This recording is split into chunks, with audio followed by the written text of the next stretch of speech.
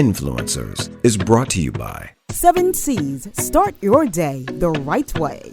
Soya Studios, located in the Flowers Plaza, Carmichael Road West. Carib Construction. Real-Time Sound Studios.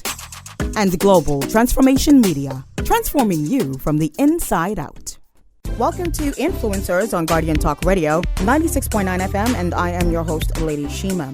And on this radio show, we take you into the world of leaders within Bahamian society and the global community to give you insight on how they use their influence to bring about positive change. We provide this platform for influencers to inspire our listeners with their personal stories on how they maneuver and strategize to still be impactful and influential, even in this new norm environment post-COVID-19. It is our hope that the stories and the insight of the influencers we bring to you will inspire you to use the power of your influence to bring transformational change to your immediate environment, Bahamian society, and for some, even across international divides. And today we take you into the mind of a 21st century leader who believes that the time has come for the Bahamian electorate to remove the reins out of the hands of a two-party system which has dominated political governance and control since 1967 to this present day. She says that the time has come for a new generation of leaders. Indeed, she says, the time has come to break the stronghold of the FNM and the PLP. Today we welcome influencer Arinthia Komalafe, leader of the Democratic National Alliance, aka the DNA. Today we discuss for part one of a two-part series, the Bahamas under a DNA-led government. All this and more when we return here on Influencers on Guardian Talk Radio, 96.9 FM.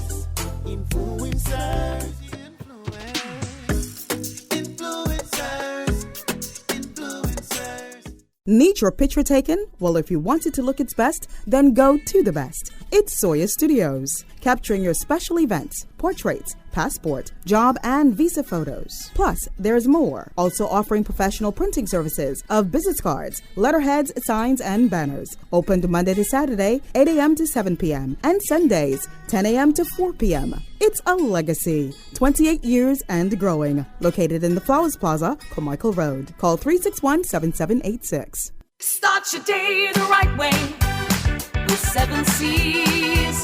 Start your day the right way. Trust in the timeless tradition of 7 C's cod liver oil. 7 C's cod liver oil is a rich, natural source of omega-3, giving you the essential nutrients needed to promote good health and help make sure you're looking and feeling your very best. Whether it's one a day, high strength, or traditional, with 7 C's cod liver oil, you start your day the right way. Start your day the right way with 7 C's.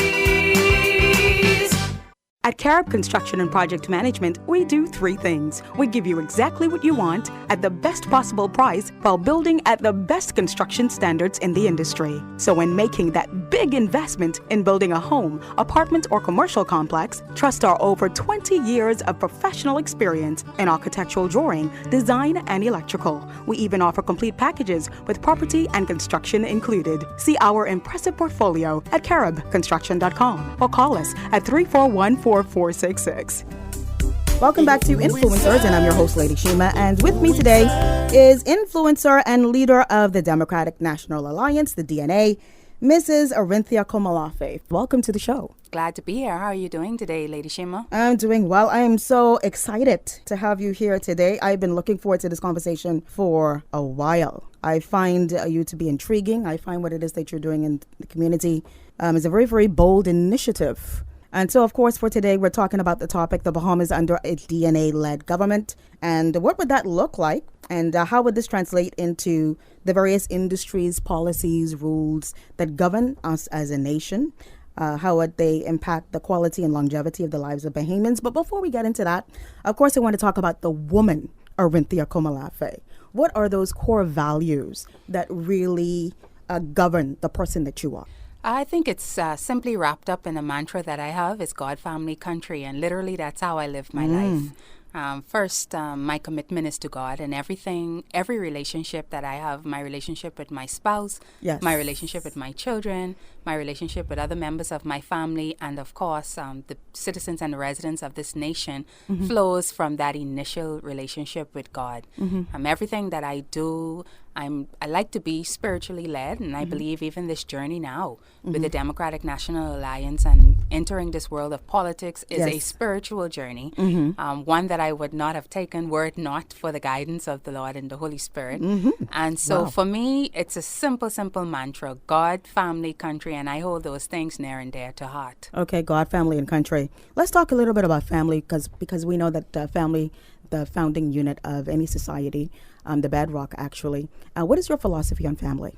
Family is the unit. I mean, family, it pretty much is that first entry when we enter life, that ecosystem that we find ourselves in, that environment, it shapes who we are, whether for good or for bad. The experiences that we have when we come up in the family unit, whether that was a broken family or whether that is what people would call, quote unquote, a wholesome family, that experience Yes. from birth, even into adulthood, shapes who we are. Of course. Yeah. Yes. Let's talk a little bit about a different kind of a family, and I'm talking about your political family.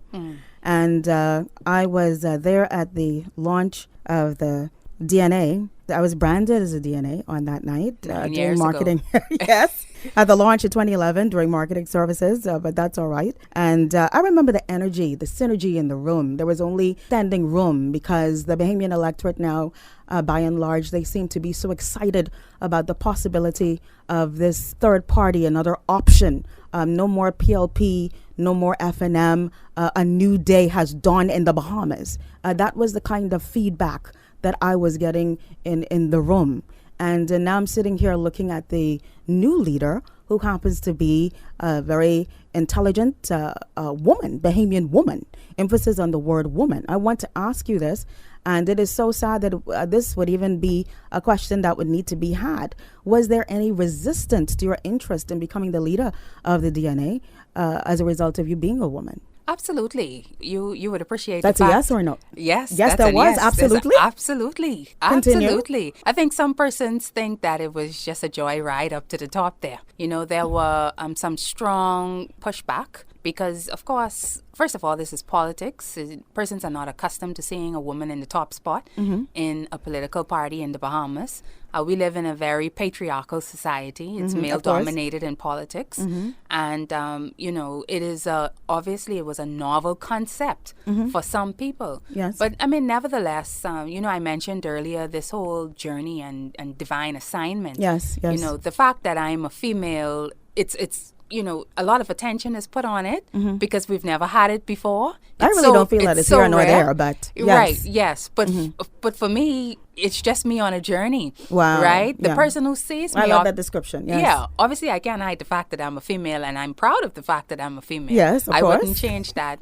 I wouldn't change that for one thing. But really and truly, you have to rise above Yes. even the That's good. challenges, the pushback, That's and all good. of that, and just Yes. say, hey, look, I'm presenting myself not as a female leader. I just happen to be female. But I'm presenting myself as a competent leader, one that has leadership vision, and one that has vision for the time where we are living now. And so once you move past that and persons are able to see that, Yes. then you start to win over more of the majority That's than the good. minority. Okay, not as a female leader, but as a competent leader who happens to be a female. Certainly. And with that said, now let's talk a little bit about that leadership aspect. The former DNA leader, Branville McCartney, former Minister of State for Immigration and former Member of Parliament for Bamboo Town, he said at the launch, that the DNA believes in delivering a simple, clear, concise action plan for our nation. And the one simple truth that we firmly believe is that once you put people first, everything will take care of itself. There are many who believe that the powers that be as we speak in 2020 are not necessarily putting people first. What are your thoughts? That's absolutely powerful, just the word itself. And, putting people first is paramount, particularly when you're talking about politics. I always say to people that we know that the scripture tells us that it's God who promotes and it's God who pulls down. And if God raises up a leader, this is my belief and my observation and my interpretation, God always raises up a leader to look after the sheep. Okay. When he spoke to Peter and he said to Peter, Peter, do you love me? And he asked him that question 3 times, almost to the frustration of Peter. And Peter said, yes, I love you. He said, well, feed my sheep, look Wow. after my sheep. That's good. It was always about the sheep. And so if you're rising up in any form of leadership in this day and age, whether it's political, whether it's civic, whether it's religious, and you're not concerned about to sheep, then that is the number one offense to your position as a leader. Of course. Because it's all about the people that are following you. They should be first. Now, we do have instances where the leaders of the day, when we talk about the political space, are putting people first. But which people are those? And what you find is that it's not the majority. You know, it's more the minority to the exclusion of the masses. And that is the great offense that is really building up, causing a lot of frustration to build up within Bahamian society at this point in time. Because we're realizing that where we were moving as a nation when we were first birthed, where we were moving from creating a middle class and a society that was not built on the haves and the have-nots, we see ourselves regressing now back to the point where it is us and them. It is the haves and the have-nots, and we are really carrying out a serious attack on those that are in the middle. And so you see that base is not broadening, but rather it's shrinking. Excellent observation. And with that said, now let's talk a little bit about the Bahamas under a DNA-led government. And it sounds interesting just that, coming off of my tongue, just saying that. Listening to now what's going on with health. We're going to be talking about the various industries and ministries as it relates now to Bahamian political governance. We're going to start off with health simply because of what's going on now with the pandemic with COVID-19. The latest numbers as of this recording, 6,410 cases, new cases 42 here in New Providence, new cases 15 on Grand Bahama, new case 1 on Eleuthera. And of course, sitting in the seat of the opposition or sitting in the seat of the onlooker, oh, why are they doing it like that? I wouldn't have done it like that. I probably would have done it like this. And granted to be so, though, it's all really in hindsight. I really want you to speak specifically as to those outstanding decisions that's really formulated where we are now as a people in our fight against COVID-19 and what you would have done differently as the Prime Minister of the Commonwealth of the Bahamas under a DNA-led government. Well, I think that's a very good question. And some may argue that 2020 is hindsight, but there are a lot of things that once you plan, you can have different outcomes.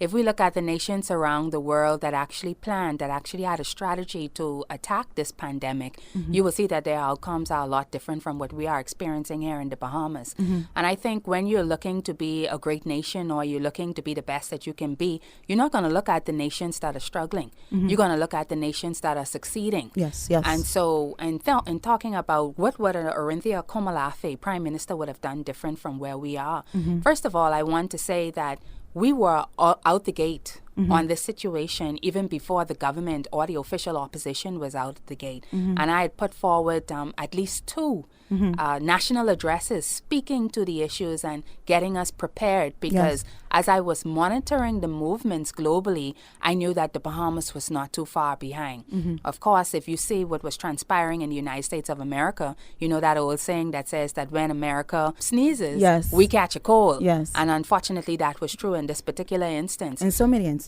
Exactly. And so in that regard, we talked about getting the necessary personal protective equipment for the frontliners. And you see that continued to be an issue for the most part. For quite a while, yes. Yeah, during this pandemic. We spoke about building the hospital up to capacity, getting the hospital up to capacity because if you were looking globally in so-called advanced economies and developed nations, they were already talking about the fact, you can see what was going on in Italy. They were already talking about the fact that their very advanced healthcare systems were already crumbling under the pressure. And the Bahamas, whose healthcare system was already crumbling, already challenged, under normal circumstances, imagine a health pandemic and the challenges that would present for us. So we spoke about that.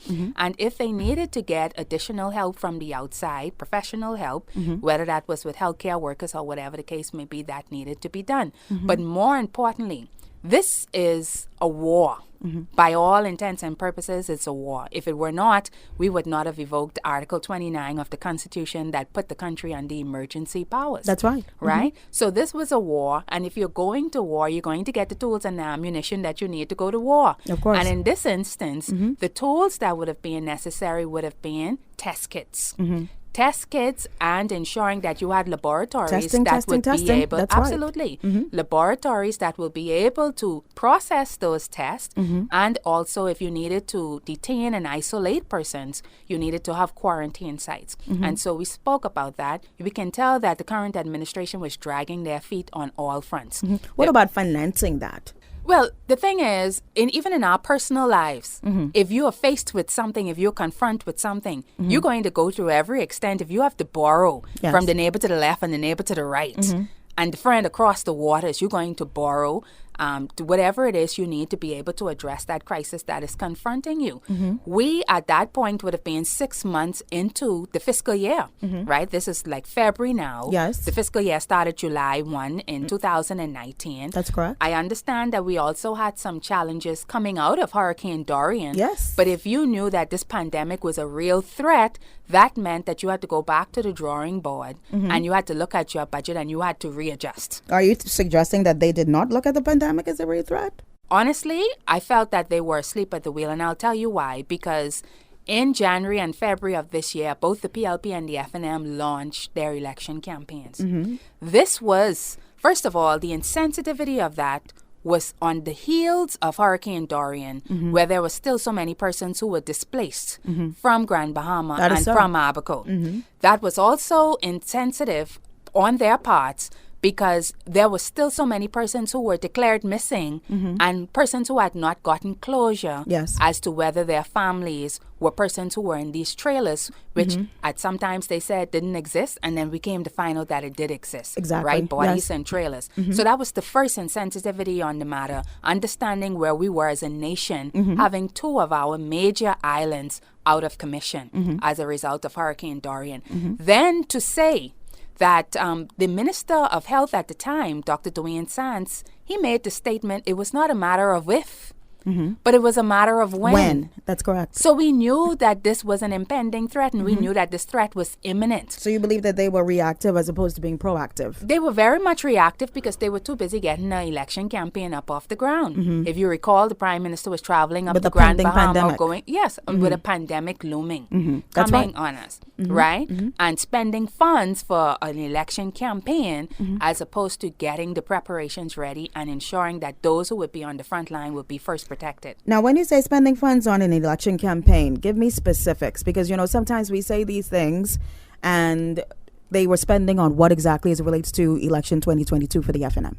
Okay, so they call a town hall meeting a town hall meeting. When it wasn't, in fact, a town hall meeting, right? Everybody can see that it was a rally. It was held at a public venue, right? Okay. It was held at Edmund Moxie Center on the outside. And if you recall, statements had to come out from various political parties, and we questioned as well, who funded this? Who funded this campaign? Where did these funds come from? Because it's being held at a public, at a place that comes under Parks and Beaches, which is an authority under the proviso of the government. We wanted to know who was funding this. But if you also recall, there were flyers that were coming out talking about FNM meetings, but it had the coat of arms on it. Well, you have to separate your party politics One's national and then one from is your party government. politics, Yes. And so there were all sorts of mixed messages. There was confusion. And so, of course, the question would be, who is funding this? Okay. But in any event, it served as a distraction to the issues that were already here on the ground in the Bahamas, which was the issue of Hurricane Dorian, Of course. and the issue that was on its way. Okay, we're talking about health right now. So let's go now into NHI, the National Health Insurance. I had a very interesting conversation with Gladys Santa Martin, the MP for the PLP MP for Angliston, and she was talking about the NHI that is supposed to be this safety net for Bahamians to be able to go and receive quality health care.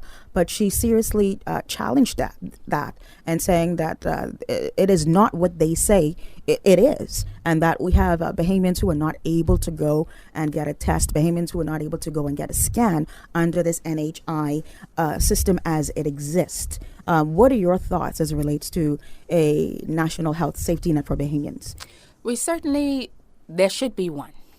And we have said on multiple occasions that we believe in universal health coverage. It's a fundamental right for the citizens of this nation and the residents of this nation to have access to affordable and sustainable health care. Okay. And it should be accessible. Yes. When we talk about NHI and the legislation that was put in place by the previous Progressive Liberal Party administration, the challenge with NHI and the implementation at that point in time, and even now as we speak, was exactly, it's exactly now being realized and actualized under this pandemic. Yes, it's coming to the fore. where we spoke about the fact that you could not have true national health insurance with all of the deficiencies that you have in the system, the structural deficiencies that you have inside the system. A hospital that cannot accommodate and give up to adequate secondary level care and tertiary level care, medical attention. So right now, all of us have access to primary care. We can go to our own community clinics and we can get a medical. We could even get a physical. That is true. Right? But let's just say we had to do some diagnostic testing. Exactly. Right? All of that is not included at the primary care level. That might come more now at secondary care. And you can't get that everywhere. You can only go to some clinics and get that. But if you have a terminal illness and comorbidities, which is very high in the Bahamas, cancer, whether it's cancer or some heart disease, it is going to be very difficult for the average person to afford health care in this country and to have access to health care. Just look at PMH. It is difficult for dialysis patients to get treatment. And some of them can't get all the treatment that they need in a week because they just do not have the resources. Okay, so what changes would the DNA bring to the fore now in speaking to the solutions that we need as it relates to very good universal question. healthcare? We actually just had, because over the last couple of years, we've been reviewing and updating our policies. And just last week, we had a constituency meeting in the Mount Moriah constituency where we unveiled what a revolutionary platform would look like for healthcare. When I think about the DNA government and what leadership and what the Bahamas under a DNA government would look like, I think about one word: revolution. Oh, wow. Right? We're transforming the way we do things in this country, revolutionizing the way that we do things in this country. And we spoke about a very comprehensive healthcare system. First of all, you have to get the infrastructure correct. That's building, that's professionals, and everything else that flows from there. Okay. Right? And even governance, the governance of the healthcare system, because we have too many bodies now. We have an authority that deals with the public health authority that That's deals with right. hospitals. Then we have the Department of Health that deals with clinics. And then we have the NHI authority that So is you would supposed put to all be of that dealing under with one it. umbrella? We would put that under one umbrella called Okay. the Bahamas Health Service, and each umbrella would function with departments and units underneath it, including the National Drug Prescription Program is also a part, and then you have laboratories that will also come underneath there. But in terms of talking about being able to access primary, secondary, and tertiary level healthcare services, That's correct. that will be across the archipelago where everybody would have access to primary care, right? So you would have well-equipped clinics on every island. But there will be regional hospitals where you would be able to get at the minimum secondary level, but then third level. And we propose that those three regional hospitals will be one on the island of New Providence that will service the central Bahamas, one on the island of Grand Bahama that will service the northern Bahamas, which is Grand Bahama, Abaco, Bimini, Yes. Berry Islands, Andros, and those. And then one on the island of Exuma, which will service the southern portion of the archipelago. Let's talk a little bit now about education. Of course, there was a lot of challenge with students being able to get their hands on devices, laptops, computers. I wouldn't really say phones, but even phones for those persons who would have to use phones. What would have happened differently if you were at the helm as it relates to education post-COVID-19, more so with the government school setting? In the multitude of recommendations that we put forward to the government, we did have a specific section just dealing with education. And this was at the beginning of the pandemic. And this was even when we were getting ready to open school for fall semester 2020. And one of the things I'll deal with, we spoke about at that point, understanding that the system was antiquated and not prepared for virtual learning. We said to the government at the time in February, in February. This is since February. Wow. Yes, Okay. since February. February and March we've been speaking, and even before the lockdown came, before the emergency orders were Wow. activated. Okay. And we had said through our Young Democrats Alliance that we don't need to reinvent the wheel. There's Google Classroom. My children who are in private school were using Google Classroom infused into their education already. Okay. Google Classroom was made for situations like this. It was before its time. And so we recommended that they just create accounts for all of these children across the public sector, approximately 50,000 children perhaps, and just use Google Classrooms and have the teacher to be able to give instruction via those means. However, we also understood the fact that internet access was an issue. And so we spoke about the partnerships that needed to be had with the local internet service providers in the country to be able to provide hotspot areas or cards that persons can use on their devices to be able to access the internet. Directly? Yes, using the cards. directly. Okay. And now, further down the line, getting ready for the fall semester of this year, we added even more recommendations, and I'm just going to go through the key ones.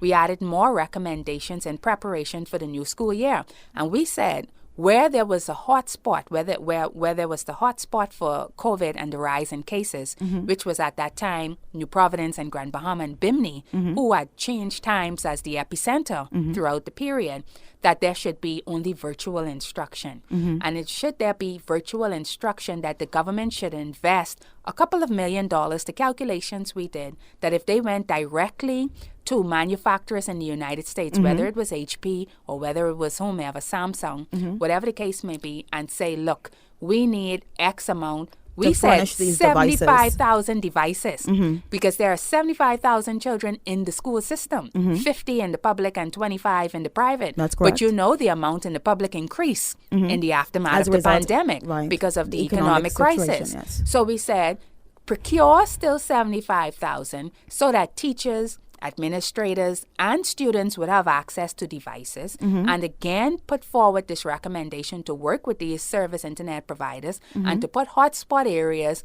around the islands, wherever these persons were, so that these children can have access to the instruction. And what was the response to such a proposal? Of course, you never get a response. Now, I would say that even though we speak and they may not acknowledge that we would have said it, at that point, they did start to speak with the internet service providers a few months earlier. Now, the response in terms of the laptops, their response to that, from what I saw from the Ministry of Education's Facebook page, was, hey, parents, here are some suggestions of what you should purchase for your children. This, here, that. And it really spoke to an administration that was out of touch of the realities of what was going on with the average Bahamian economically. Yes, as a result of the pandemic. And it would have cost them no more than $10 to $20 million to get these devices and to be able to pay internet services for hotspot areas for children to be able to have access. Let me ask you this question. Where do you believe that the line should be drawn when it comes to personal responsibility and national obligation? Because here it is now, you're suggesting that, okay, the government takes on the responsibility of providing all of these devices for almost 100,000 students. Should that be the responsibility of the government, or should that be the responsibility of the parent, and the government be responsible for providing an environment that's conducive for the parents to be able to pay for the responsibilities that they have in the home? Very good question and very good observation. And I would say to you, first of all, there must always be a balance between government responsibility and social responsibility, because you're always going to have persons in your society that are going to be in need. That is why we have a social services department. But you are functioning under extraordinary circumstances. True. And you are in a crisis. Yes. And almost overnight, you lost at least 50% of your workforce lost their job. They lost gainful employment, right? And these are persons trying to keep roofs over their heads, trying to keep food on the table, trying to keep the light on and the water on in a pandemic, right? So what would normally be a priority, and I think for the most part in our society, Bahamian people take care of their children. They look after their children. That's their heart and passion for the most part. One thing I can tell you about Bahamians, that is very true. Yes. They take care of their children. And if you see them approaching the government for help or assistance, they are in dire needs. So in this particular instance, when you find yourself in a crisis the way that you are, and if you look the world over, there were stimulus packages being had by multiple governments. So if we didn't want to say, well, I'm going to give John Doe $1,000 and Jane Doe $1,000 every month or whatever, because they may go and take that money and spend it on Amazon or whatever the case may be, then you spend what you think you need to spend. So in this particular instance, you know your children need an education. That's not just going to hurt the mother and the father, you know. That's going to hurt the nation. later. That is years true. later, we will Yes. pay for it because these children are losing access to, especially during a time when they need this education. That's right. So you have to make the decision and say, okay, in this pandemic, we're going to have to take on more than we usually take on. I'm not saying that of the 75,000 children that are in the school system, because I would not have had my 3 children on the line for a device. But there are children in the country that truly need access to those devices. They don't have any other options. Like the young people say 242 to the world. We're just thinking about taking the Bahamas to the world. You're playing on that 242 to the world. Absolutely. We are exporting Bahamian talent to Yes. the world. Featuring the leader of the DNA, Mrs. Arinthia Komalafe. It just rolls off the tongue so beautifully. All right, so we're going to take a break right here, right now. You're listening into Influencers here on Guardian Talk Radio, 96.9 FM. I am your host, Lady Shema. We will come back with more after these words.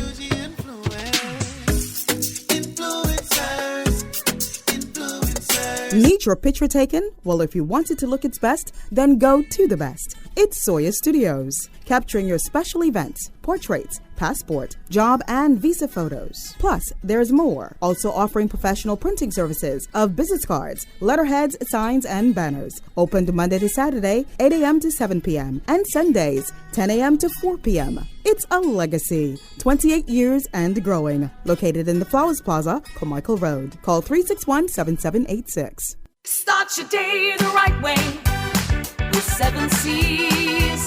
Start your day the right way. Trust in the timeless tradition of 7 Seas cod liver oil. 7 Seas cod liver oil is a rich, natural source of omega-3, giving you the essential nutrients needed to promote good health and help make sure you're looking and feeling your very best. Whether it's one a day, high strength, or traditional, with 7 Seas cod liver oil, you start your day the right way. Start your day the right way with 7 Seas. Welcome back to Influencers, and I'm your host, Lady Shema. And with me today is influencer and the leader of the Democratic National Alliance, aka the DNA, Mrs. Arinthia Komalafe. And we ended talking about the orange economy, and there's so much that comes under the umbrella of the orange economy.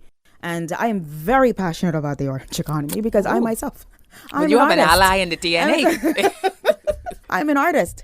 And that's one of the things that has really grieved my spirit and my heart about being in the Bahamas. I am telling you, for many years, I woke up saying, okay, I'm going to drive to the airport and I'm going to leave. I'm just going to drive to the airport and I'm going to leave. And the reason for that was simply because I felt as though I was trapped. Like, I just can't really be Shema in this country because there are just so many limitations and you're always having to climb up the rough side of the mountain, right? Okay, as an artist. And so what is the Bahamas going to look like? And the crazy part about it is, per capita, when it comes to the Bahamas, we are one of the most talented countries on the face of the planet. But yet we have concurrent government administrations not really putting the orange economy to the fore. And there are billions of dollars untapped when it comes to the orange economy. What is the philosophy? What are the plans when it comes to the orange economy and the DNA? Absolutely. 29.4 million jobs across the world, according to the IDB. And you're talking about $1 trillion economy globally. And the Bahamas has yet to tap into it. I think a lot of it goes into our historical upbringing and the fact that, you know, many of us come from a slavery background or a background where we didn't have access like our white counterparts. And so our parents wanted us to be lawyers and doctors and teachers, you know. So it came from a loving place. They wanted us to succeed. Right. Yeah. So they frowned upon those less traditional careers. That's correct. And as you said, per capita, we produce the most talent in the world. I'm telling you. Imagine if we had a very structured and organized investment into that talent, what we could be producing to the world in music, in sports, and arts, and whatever the case may be. And so the orange economy is a major part of the DNA's platform for diversification of the Bahamian economy. I'm not one of those individuals who believe that we need to put tourism down and we need to put financial services down. I think we need to diversify tourism. And when we talked about that healthcare system, one of the things we talk about is medical tourism.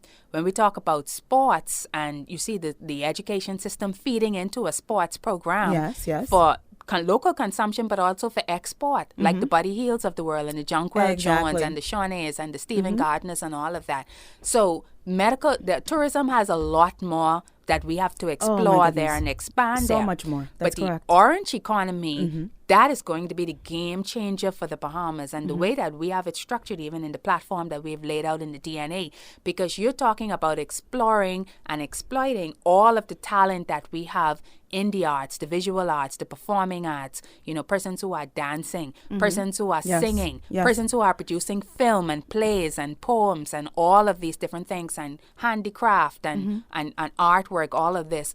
All of that is going to be concentrated, and that is why you see the arts program in the school system, because that is supposed to be the feeder into the orange economy. And That's so good. when we talk about, and there's so many spin-off jobs from there. Of course, yes. Right? In addition to those professionals in the orange economy like yourself, you also you got to get yourself all done up. So you need your makeup artists. Yes, The guys yes. need the barbers. You need models who can take Of course. pictures and display fashion design work and stuff like that. There's so much. And Yes. so the orange economy is intended to be a major pillar in the DNA platform. And we're looking at growing that economy to contributing at least 10% to gross domestic product within a 10-year period. Now, with that said, what about the future of education in the Bahamas under a DNA-led government?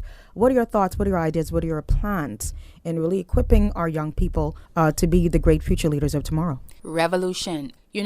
When you hear a lot of the employers today speak, they say we can employ Bahamian students, Bahamian children, Yes. Bahamians. I hear it often. Because they don't have the skill sets and they're not ready and they don't have the experience. And it's funny, I was reading a political biography the other day, a local Bahamian political biography, and it was the same stories being complained back then. Oh, we can't Again. hire Bahamians because it's sad that we are there, some 4 or 5 decades later. But I would tell you this, the DNA's platform on education, I believe education is very, very, very passionate for me because education got me out, right? I saw in my own family line where my grandmother, who was a maid, and my grandfather and those who were taxi drivers, I saw my grandmother move to my mother and my father, who went into banking and a public service job. And then I was able to go to England to become an attorney and to come back home, all while Amazing going story. to public school for 12 years.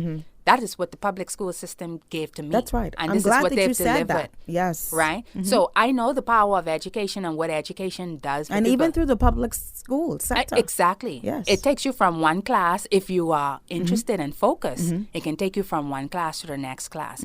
What we must do is build a society, though, that does not leave any child behind. Now, I'm a very academic child, but if my parents gave me the latitude, I probably would have taken the sports route.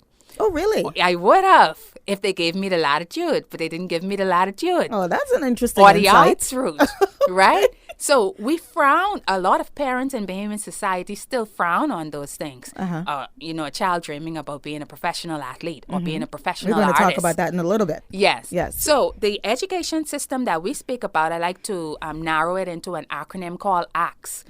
We must ensure that every child that passes through the Bahamian education system can see themselves in the system. So ACTS, we have 4 A's. We have academics, athletics, arts, and agriculture, which we've been lying for years saying that our Yes. children do not want to farm and Bahamians do not want to farm. But So not true. We didn't expose them. We didn't give them the opportunity. right. Then we have 2 C's, which deals with character, because character building is very important. We have to build a society where we have integral and morally upright citizens. That's correct. And then chess, we found that studies show that children who learn chess do better in math and science grades, and they're better with problem solving because chess is a game of strategy. And then we have 2 T's, which is technology, infusing technology into the system. So we Okay. have a blended learning system. And we also speak about, so you have technology and you have technical training. And this is a Very part important. that I'm most Crucial.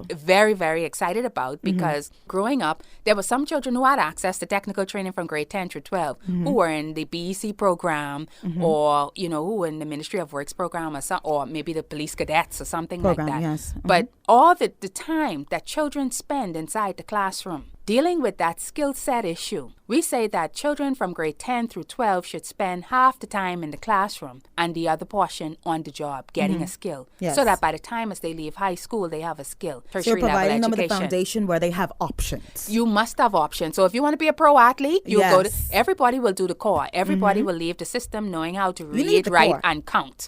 Right? That is That's the absolutely foundation. necessary. Exactly. Exactly. But if you want to go the academic route, or if you want to go the athletic route, or if you want to go the farming route, if you want to be an artist, whether that's in performing arts, visual arts, whatever the case may be, You can do that. That opportunity is going to be there for you in the Bahamian education system. It is absolutely important. Yeah, that's very good. And the orange economy, too, in a way, lends itself as cousin to dealing with our natural resources. You know, there's been talk of a Rigonite and dealing with our salt ponds, and I can go on and on and on with the wonderful treasures that we have as it relates to natural resources. But there's always been talk. How is the DNA? What are the DNA plans to really tap into what's been so untapped for so many years as it relates to really integrating that into our overall GDP? Well, the good thing is that the lies that we've been sold over the years are now being exposed. That, first of all, we didn't have any natural resources, and that our natural resource was sun, sand, and sea. And, of course, our people, which, in fact, they are resources, but they're not all the resources that we have. From a spiritual standpoint, I will say to you, I believe that when God establishes a geographical area and a people, whatever that group of people need to be able to survive and to be all that they can be is deposited on the land.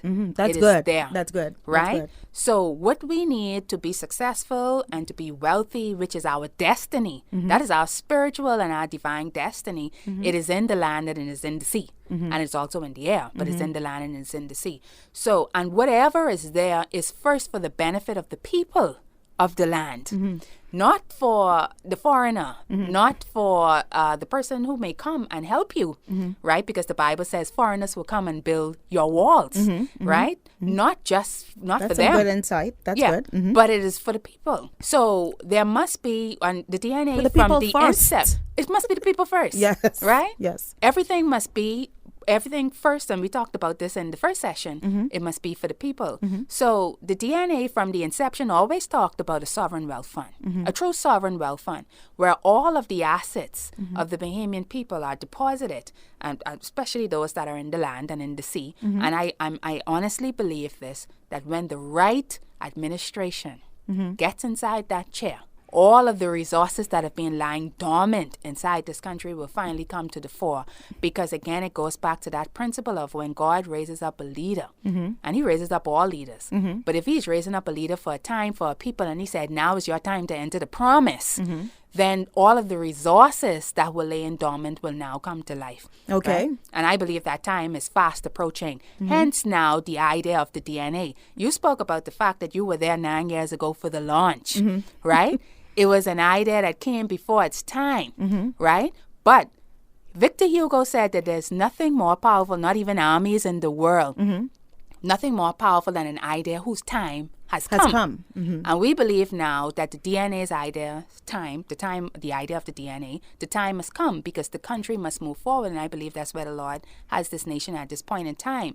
So all agreements that are out there would have to be revised to be a part of this sovereign wealth fund for the benefit of the Bahamian people. Okay. Any wealth that is explored, any resource that is found beyond that will be deposited into that sovereign wealth fund for the benefit of the Bahamian people, all of the wealth that comes from it. And how will that money, I'm going to just say it straight out, how will that money get into the wallet of the Bahamian?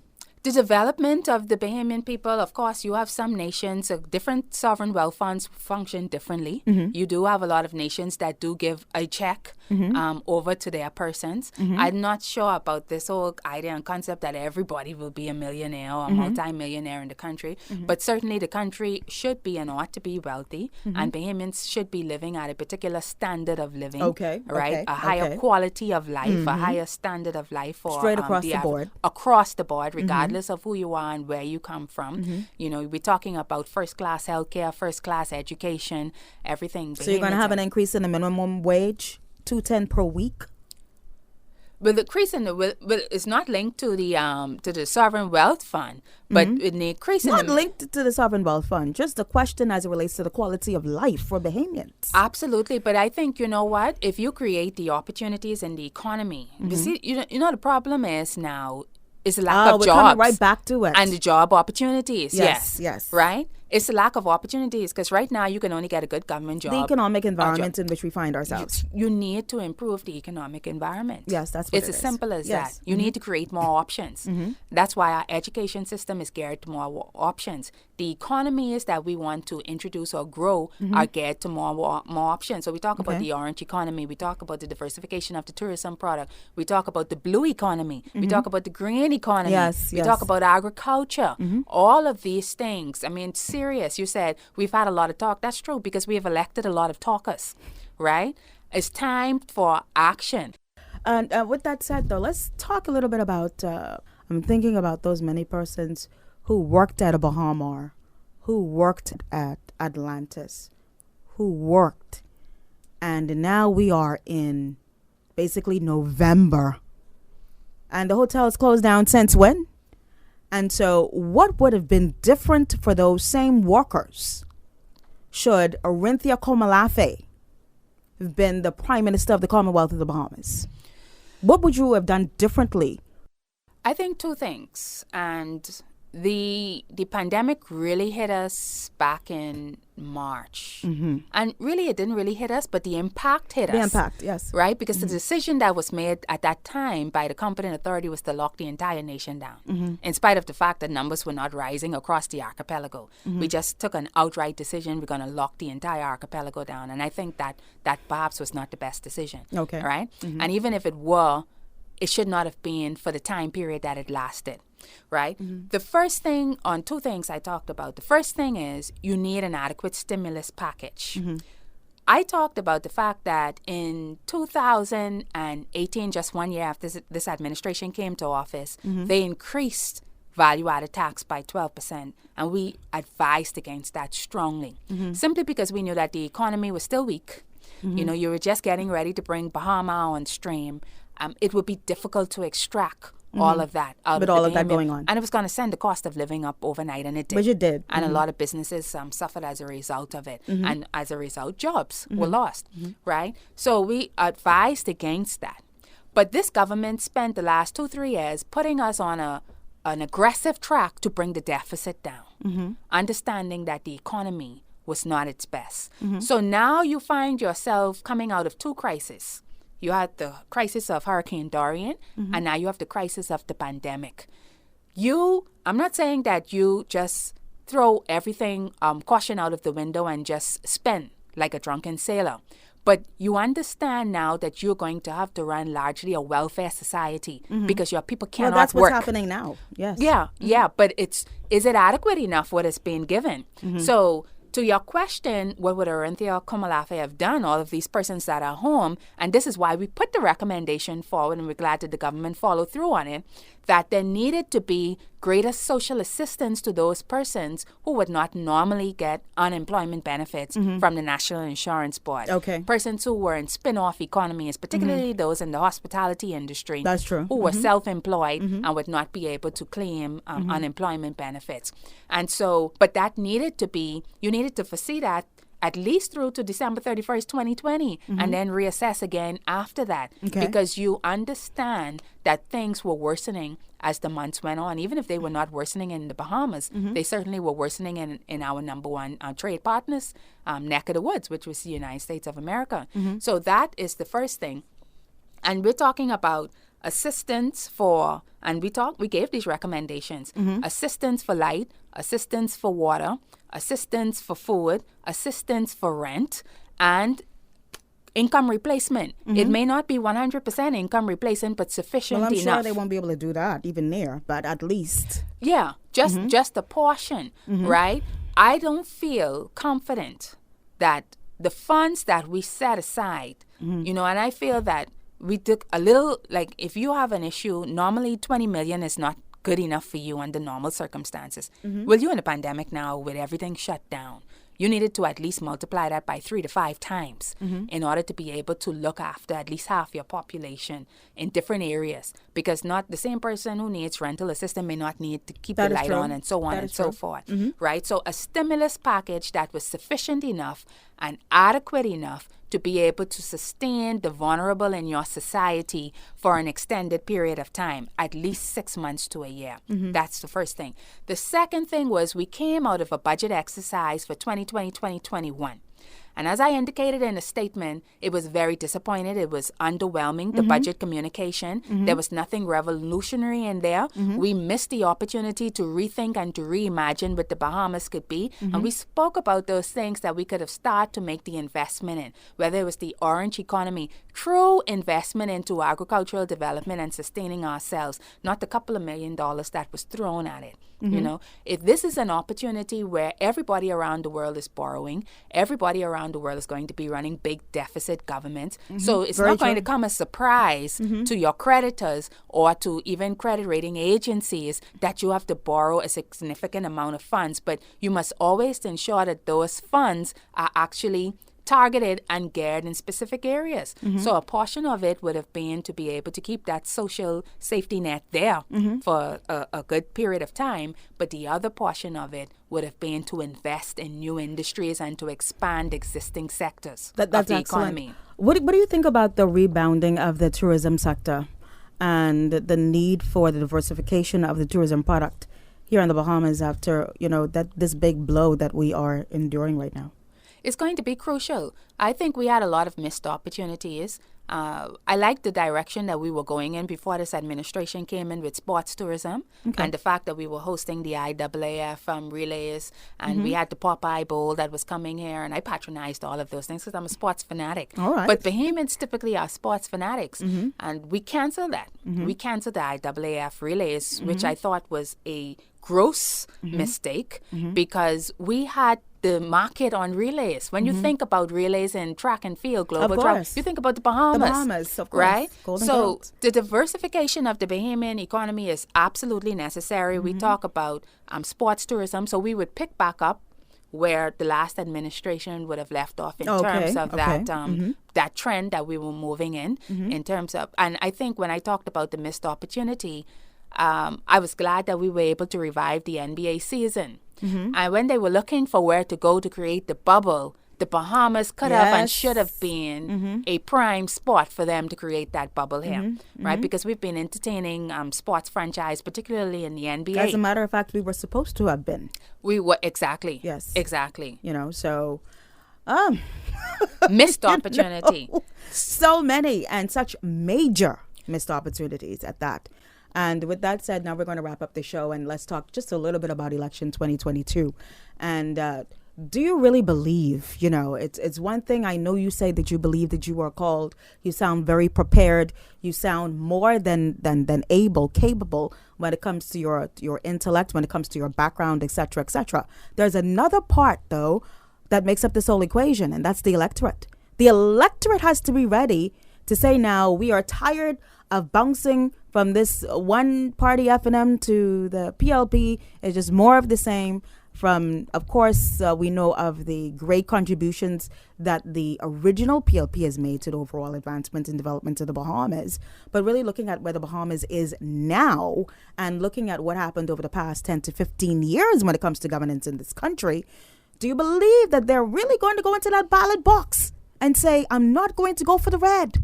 I'm not going to go for the gold or the yellow. I'm going to go for the green? You really believe that is going to happen? I absolutely believe that. 100%. For 2022? Or for whenever 2027? the election is called. But it'll be upcoming, by or before 2022. Let me make sure that you're understanding my question, Mrs. Arinthia Komalafe. I am asking you if you believe that he or she, they're going to go into the ballot box and they are not going to put a tick to that torch. They're not going to put a tick to that yellow. They're going to put a tick to the green. And they're going to put so many ticks to the green that you all, the DNA, will become, first time in the history of the Bahamas, the third party now. Not the PLP, not the F&M. You're going to become the Prime Minister of the Commonwealth of the Bahamas. This is going to happen in real life in the Commonwealth of the Bahamas. You really believe this? I absolutely believe that, 100% wholeheartedly. And I would tell you, there are going to be people who are going to tick for the torch. There are going to be people who are going to tick for the finger, the 3 fingers up. But I'll tell you, the vast majority of the Bahamian people are going to tick for the lighthouse. For the lighthouse. And I'll tell you, again, I go back to that point. This is an idea whose time has come. We've been on a pendulum now from 1997, really, back and forth between the PLP and the FNM. Since 1997, neither the PLP nor the FNM has been able to maintain a consecutive term in governance. It's said, and over that period of time as well, their base has been declining, moving away from whether it was 50% and going down to 45, now to 40, and in some cases below that. The PLP did not even clock 40% in the last general election.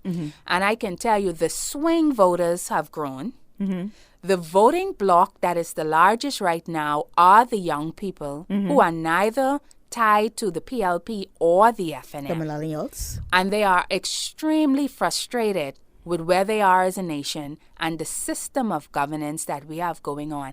Then you have another block of Bahamians who are very frustrated with a lot of the things that are being exposed now, insofar as our natural resources or the type of governance that we've been subjected to over the past couple of decades. And they're just looking for a body that is not stained or tainted like the PLP or the FNM, which both are stained and tainted by their legacies, which, as you noted, some of it has been good, but in recent times it has been a bad taste in the mouths of the Bahamians. And they are looking for something new and something different, something revolutionary, and something where the message is speaking to who they are and where they should be as a nation.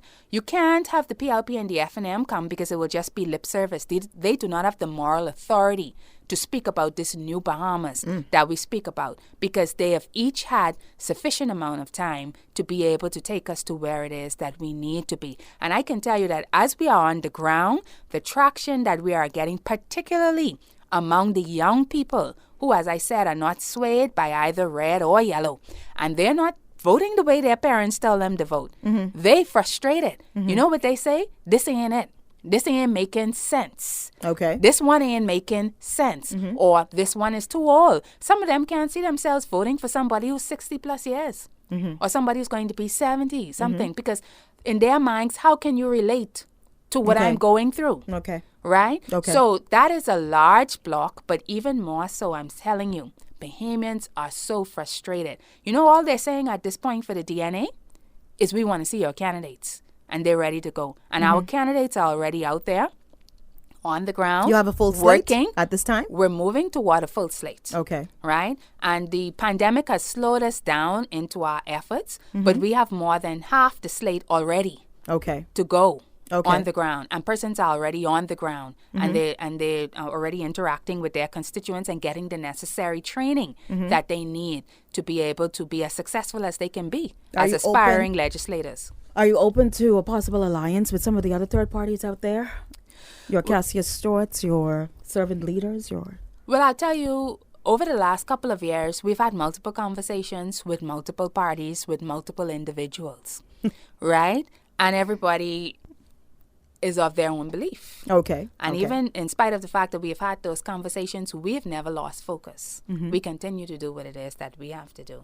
And the DNA is coming from a place of strength, because we, by many intents and by many accounts, and for all intents and purposes, are perhaps the most successful third party that the country has seen in terms of being able to be branded as one of the major political parties alongside the PLP and the FNM. When people talk about political parties, they say PLP, FNM, and DNA. Yeah, that is and true. so that goes to the strength of the work that has been done by persons before. Right? And of course, you would have played a role in that, because as you said, in terms of dealing with the marketing and the promotion, the way the brand was presented, it came out as a strong brand and people believed in it. But like I said, at that point, people were wondering, okay, this is probably good. We can take a chance, but they didn't want to take a chance because it was too new. And you needed to show that stickability, that longevity. And we've been able to do that. right? And we're going into our third general election. Our founding leader stepped down from politics coming out of the 2017 general elections, and persons thought that that would be it. Because in the minds of a lot of people, the DNA was Bran, and Bran was the DNA. But what the persons who were in that party showed was that this idea was bigger than any one or two or three individuals. Okay. But this idea was about saving a nation and taking us to where it was that we needed to be. Okay, so the idea of the DNA is about more than just one person, more than just about a Branville McCartney, but it's about saving a nation. You heard it here on Influencers by the lady herself, the leader of the Democratic National Alliance, Mrs. Arinthia Komalafe. Thank you for a very provocative and insightful conversation. Thank you for the invite. You're so very welcome. That's going to be all here on Influencers. Until next time, blessings. Influencers was brought to you by 7 C's. Start your day the right way. Sawyer Studios, located in the Flowers Plaza, Carmichael Road West. Carib Construction. Real-Time Sound Studios. And Global Transformation Media, transforming you from the inside out.